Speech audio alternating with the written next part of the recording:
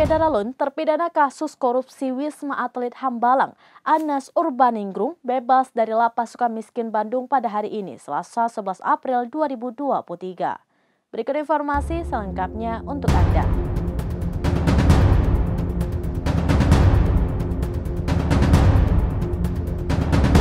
Syedaralun, terpidana kasus korupsi Wisma Atlet Hambalang, Anas Urbaningrum bebas dari Lapas Sukamiskin Bandung hari ini, Selasa 11 April 2023.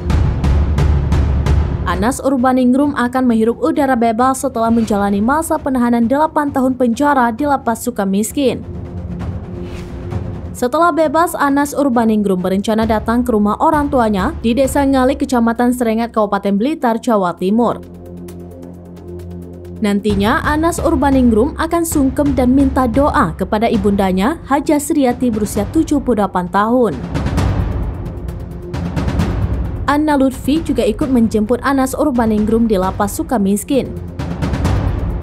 Ia juga akan ikut rombongan Anas Urbaningrum saat kembali ke Blitar. Berdasarkan rencana, rombongan Anas Urbaningrum akan melakukan perjalanan darat menuju Blitar pada Selasa malam. Dikutip dari surya.co.id, Anas Urbaningrum juga akan buka bersama, sholat tarawih berjamaah, dan sahur bersama di rumah orang tuanya di Blitar. Menurutnya, tidak ada permintaan khusus dari Anas Urbaningrum saat berkunjung ke rumah orang tuanya. Meski begitu, keluarga akan menyiapkan makanan kesukaan Anas Urbaningrum saat berada di Blitar. Adapun makanan kesukaan Anas Urbaningrum yakni ikan kutuk atau gabus yang dimasak santan dan botok lamtoro.